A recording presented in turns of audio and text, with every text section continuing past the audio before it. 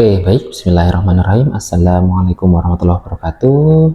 Jumpa lagi di video pembelajaran kuliah transformasi industri 4.0 discrete, dan kali ini kita akan belajar membuat dashboard. Jadi kemarin kita sudah membuat dashboard sederhana dari sebuah data produksi furniture. Kita akan coba hari ini menggunakan data yang lebih advance lagi, data yang lebih banyak lagi daripada yang kemarin. Jadi silakan mengikuti dengan baik pembelajaran hari ini. Oke, jadi yang pertama kita tentu buka lembar baru di Microsoft Excel. Kita buka lembar kerja baru di Microsoft Excel. Lalu kita ambil data dari yang saya share di AdLink. Data penjualan furniture, Jadi di sini datanya lebih banyak daripada yang latihan terakhir kemarin. Kita load saja. Oke, jadi ketika sudah di load, datanya akan muncul seperti ini. Selanjutnya kita coba identifikasi satu persatu data apa saja yang kita punya. Pertama adalah invoice ID. Kita lihat ini adalah nomor invoice. Lalu ini adalah origin country, ini adalah negara asal pembeli atau buyer, negara asal buyer. Branch ini adalah cabang atau di mana produk kita buat atau di mana order itu ditempatkan. Jadi ada 3 branch, 3 cabang, Kendal, Jepara, sama Semarang. Tipe customer ada project dan juga retail, Lalu kategori produk ada beberapa, meja makan, kursi makan, lemari, sofa, rak buku, dan sebagainya. Lalu selanjutnya adalah unit price atau harga jual satu buah produk. Nah, ini kita ubah formatnya menjadi currency, menjadi mata uang. Kita copy semua, pilih formatting only. Oke. Quantity atau jumlah order yang dipesan, jumlah produk yang dipesan. Lalu pajak 5%, oke. Pajak 5% dari harga jual. Jadi ini pajak 5% dari harga jual adalah, kita tulis 0,05 kalikan dengan harga jual.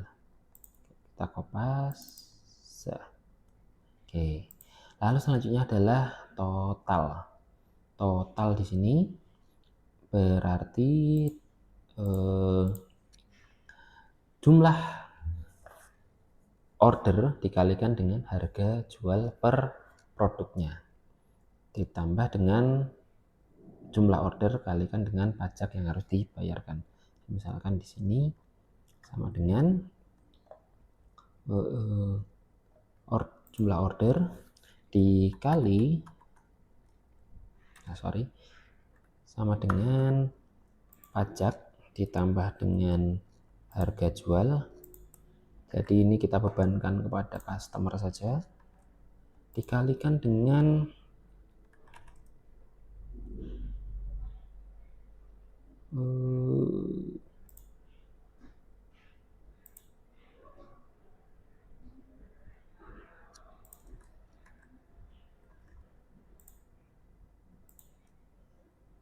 G2. Oke, jadi ini adalah harga yang harus dibayar oleh customer, Kita kopas semua. Oke, lalu ini adalah tanggal kita buat menjadi bulan saja seperti ini. Kita kopas juga formatnya biar lebih memudahkan pembacaan. Lalu di sini ada bulan di sini untuk mengidentifikasi kapan orderan itu muncul atau orderan itu datang. Sama dengan teks, kita ubah dari sini menjadi bulan. Oke.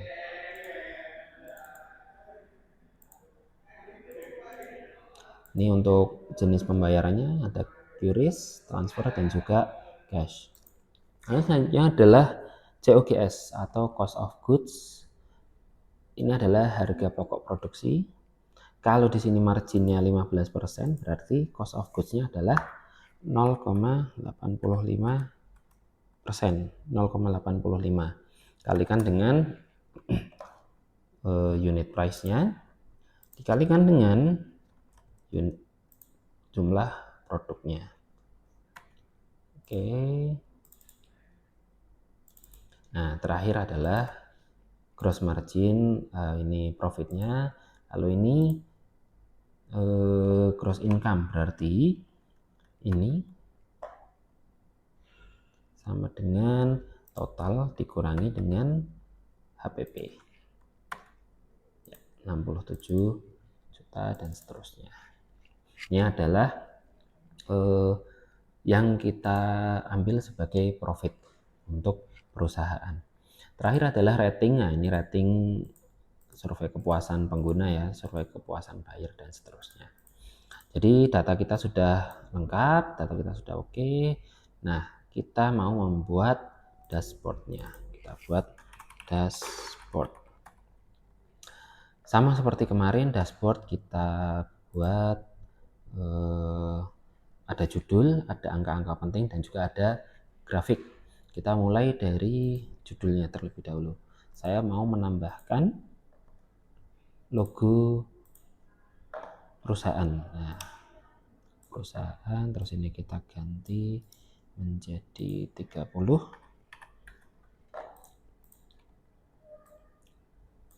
Oke, turun. Nah, dashboard penjualan furniture. Misalkan tahun 2026 gitu aja. Oke, ini kita besarkan biar lebih terlihat.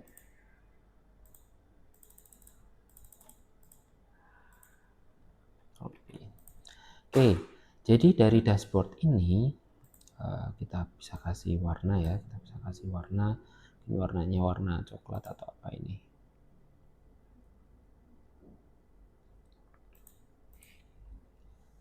Atau nggak usah. Jadi beberapa data yang kita perlukan adalah di sini kita memerlukan total omset, lalu total unit terjual, total income, lalu rata-rata rating, lalu total transaksi. Nah, saya mau menambahkan juga total pajak yang kita bayarkan, total pajak yang dibayarkan kepada pemerintah. Oke. Nah, ini adalah data statis yang kita perlukan. Data statis yang kita perlukan, kita tandai seperti ini. Nah, angkanya sebenarnya bisa kita hitung, tapi kita menggunakan pivot table di sini.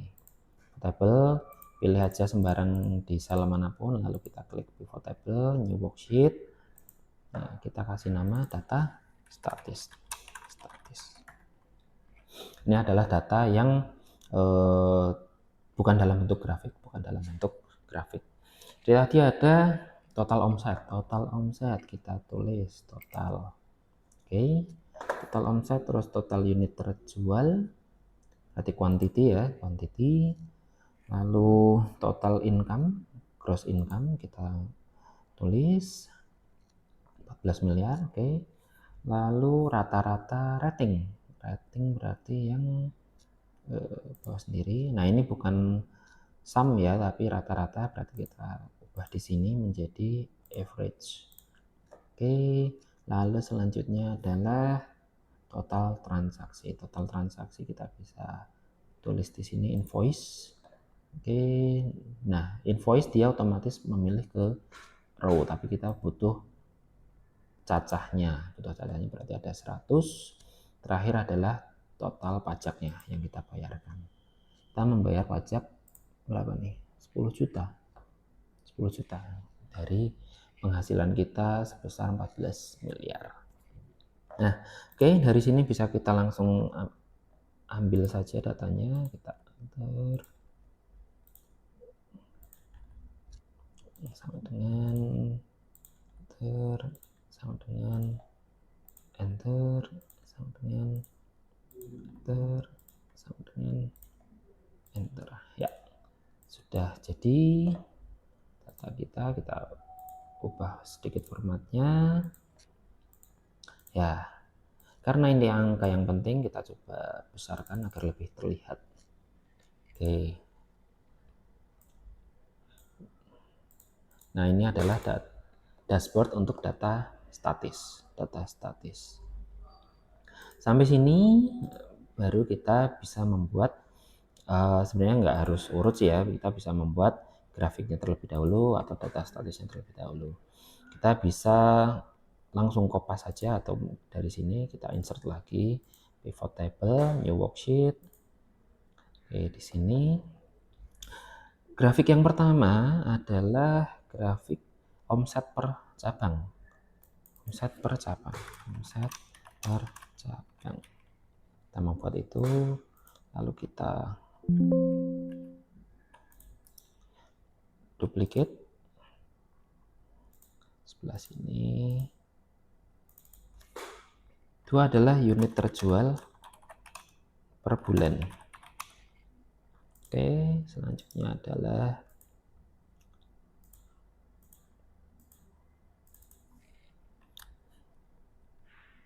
metode pembayaran.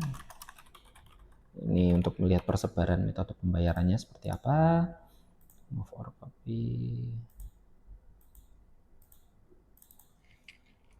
Ini kategori produk terjual. Oke. Lalu yang terakhir adalah persebaran data atau persebaran negara. Persebaran negara buyer. Nah, ini adalah grafik yang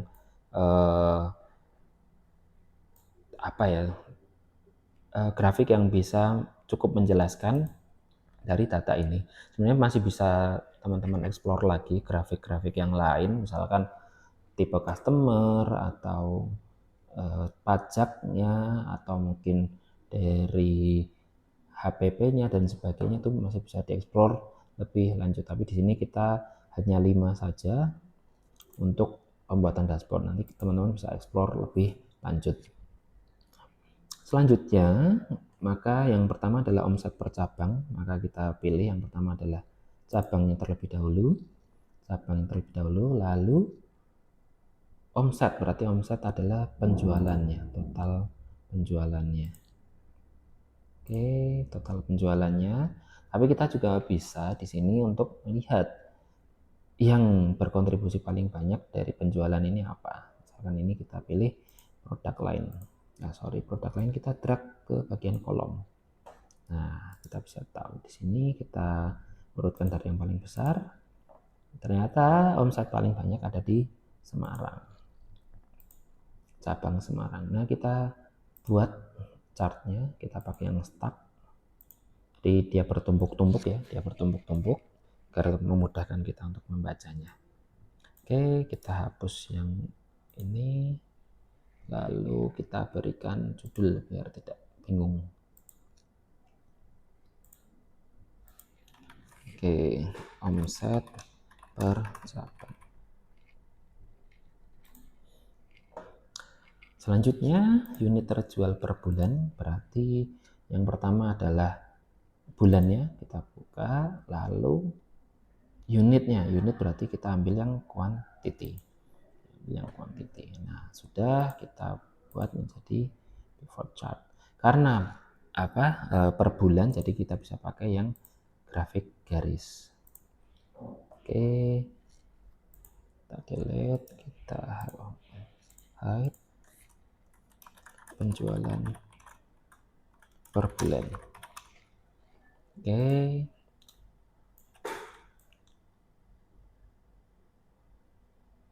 nah selanjutnya adalah metode pembayaran.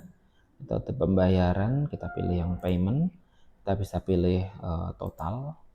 Jadi di sini kita bisa tahu seberapa sering orang menggunakan pembayaran tersebut. Atau kita bisa juga memilih invoice ya, invoice ini di value.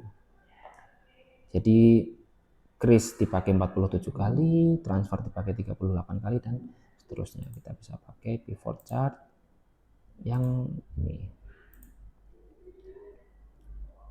Jadi paling banyak menggunakan kris. Oke, metode pembayaran. Kita bisa edit juga di sini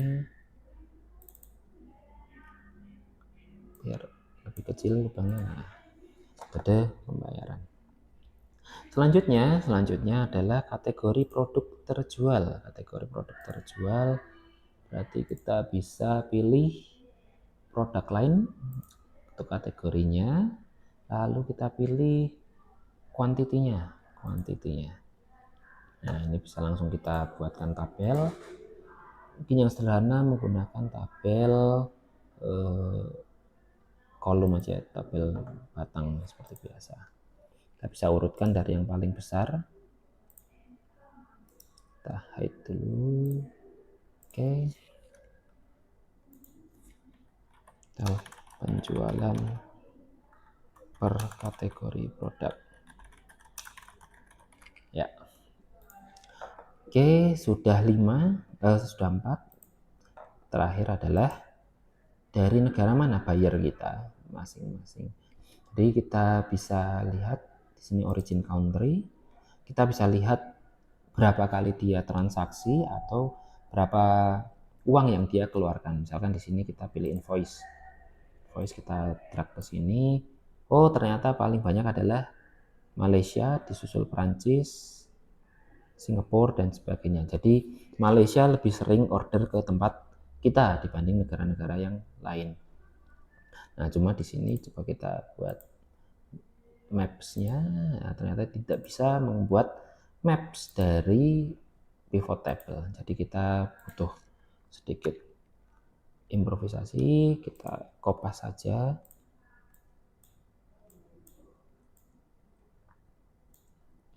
Oh, ini tidak perlu. Ya, kita buat secara manual maps. Ya,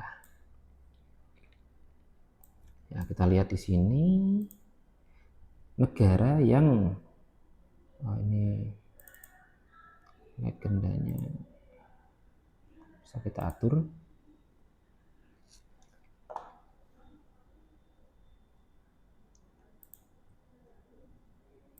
Jadi yang negara yang sering order ke tempat kita, dia akan berwarna biru tua, sementara yang tidak pernah sama sekali dia akan berwarna abu-abu.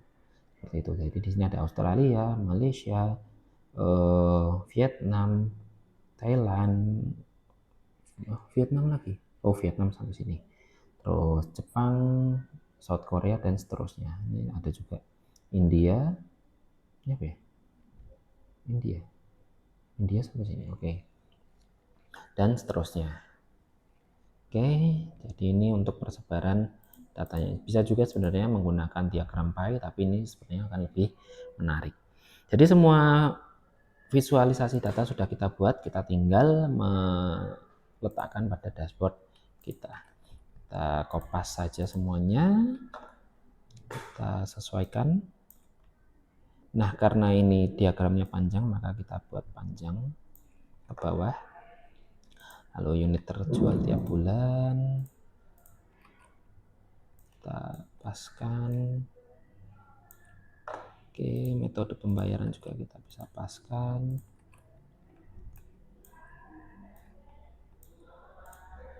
Lalu kategori produk terjual.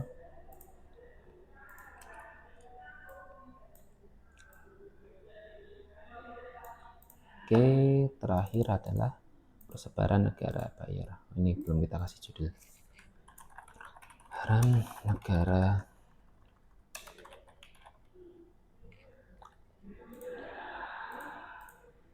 sayangnya nggak bisa diedit ya. Ya sudahlah. Kita copy ke sini. Oke. Ya, sudah cukup untuk dashboard kita. Nah, di sini saya akan menambahkan, sebenarnya ini sudah jadi sebuah dashboard ya, sebuah dashboard.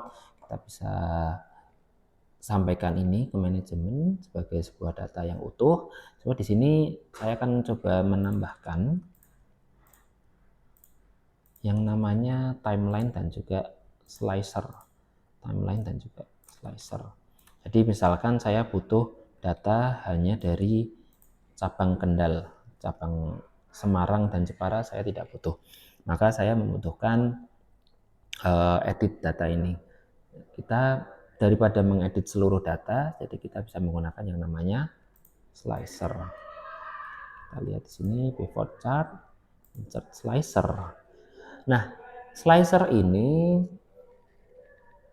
sangat efektif untuk data-data yang bersifat kategorikal. Misalnya di sini ada negara, terus cabang, tipe customer, lalu jenis produk. Kita bisa add di sini. Nah, kita bisa tempelkan saja di sini, di sebelah sini ya. Oke, kita sesuaikan. Nah, untuk cabang juga bisa. Kita sesuaikan tingginya, tipe customer bisa, lalu tipe produk, kategori produk ya. Ini misalkan saya cuma butuh Jepara saja, maka dia akan langsung menyesuaikan data yang hanya untuk Jepara. Cuma data yang lain tidak berubah karena untuk slicer ini hanya untuk grafik yang ini, maka kita harus edit di slicernya menggunakan report connection. Kita hubungkan semua grafik, maka dia akan langsung berubah mengikuti slicer kita. Nah, kita lakukan hal yang serupa di sini. Kita report connectionnya, kita centang semua saja. Oke, ini juga sama slicer, kita centang semua. Oke, yang ini juga kita centang. Nah, jadi di sini ketika kita hanya membutuhkan data dari cabang Jepara, kita bisa melihat Jepara yang produksi sofa saja, ini juga bisa. Oh, ternyata produksinya seperti ini, persebaran negaranya karena datanya terlalu kecil mungkin ya, jadi dia petanya tidak terlihat. Nah, ternyata cabang Jepara hanya memproduksi sofa di bulan Februari, April, dan juga Agustus, seperti itu. Untuk menghilangkan filternya kita klik yang ini, dia akan kembali seperti semula. Lalu gimana kalau saya hanya pengen tahu dari bulan tertentu, misalkan hanya dari Agustus atau April? Nah, maka kita tambahkan di sini yang namanya timeline. Timeline ini berfungsi untuk seperti slicer, tapi dia fokus kepada tanggal atau waktu, satuan garis waktu. Misalkan di sini saya hanya mau dari bulan Agustus. Dari bulan Agustus, ternyata yang berubahnya ini. Nah, ini juga sama. Kita perlu report connection, kita pilih semuanya. Oke. Nah, semuanya akan berubah. Ternyata di bulan Agustus cabang Kendal tidak berproduksi ya. Ternyata ini, nah, kalau dari data ini kan kita tidak tahu kalau di bulan Agustus cabang Kendal tidak berproduksi. Nah, sementara kita bisa tahu di sini Agustus tidak ada data dari cabang Kendal. Kita lihat kalau ini kita pilih, maka dia akan kosong. Dia akan kosong karena tidak ada produksi di cabang Kendal, entah lagi liburan atau apa seperti itu. Atau di bulan Desember mana yang produksinya paling banyak. Kita lihat. ternyata semua produksi di semua cabang produksi yang paling tinggi tetap Semarang. Oke, nah ini sudah jadi sebuah dashboard yang cukup sebagai laporan dalam kegiatan penjualan misalkan seperti itu. Jadi untuk menilai performa penjualan ini sudah sangat cukup dijadikan sebuah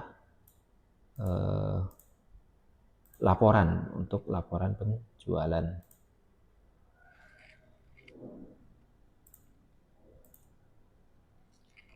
Jadi ini juga teman-teman bisa print untuk laporan seperti ini. Misalkan ya, nah ini sudah bisa untuk dijadikan sebuah laporan. Teman-teman juga bisa menyesuaikan dengan tema atau warna yang cocok dengan perusahaan. Misalkan ungu kalau mau ungu, atau kalau mau warna lain juga bisa, tinggal dipilih colornya, misalkan pakai ini. Jadi semua bisa diatur.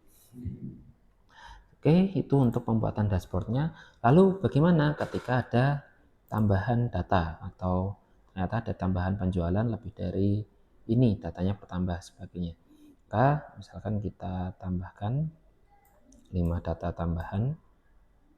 Oke, kita kopas saja 1 2 3 4 5. 1 2 3 4 5.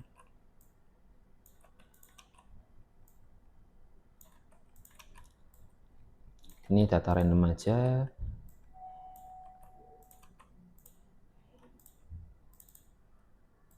Ordernya juga random.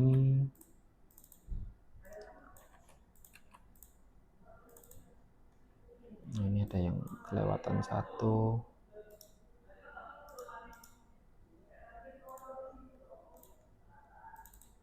Nih.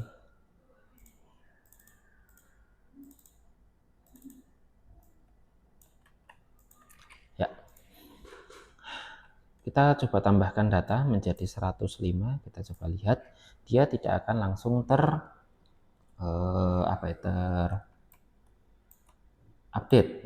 Nah, kalau belum terupdate seperti ini, maka kita harus secara manual mengupdate data ini. Caranya adalah dengan melakukan refresh di data. Jadi misalkan ini kita klik, kita pivot chart, lalu kita refresh. Nah, maka dia akan meningkat datanya, yang tadinya 100 transaksi menjadi 105, yang tadinya hanya 73 miliar menjadi 78 miliar. Ini juga ratingnya perlu terlalu ini, pajaknya juga meningkat dan sebagainya. Jadi ini adalah cara untuk membuat dashboard penjualan secara sederhana, tapi sudah cukup untuk memberikan informasi terkait dengan data yang kita punya. Nah, tugas teman-teman di sini adalah dari data yang saya share nanti di Adlink, silakan buat dashboard yang sama persis dengan ini. Sama seperti tugas data produksi kemarin, silakan buat dashboard penjualan yang sama persis dengan ini. Jadi silakan buat, nanti dikumpulkan untuk sebagai bahan latihan teman-teman membuat dashboard. Apabila ada pertanyaan, silakan tinggalkan di kolom komentar atau bisa tanyakan via WhatsApp. Demikian untuk tutorial membuat dashboard di perkuliahan ini. Sampai jumpa di video selanjutnya. Assalamualaikum warahmatullahi wabarakatuh.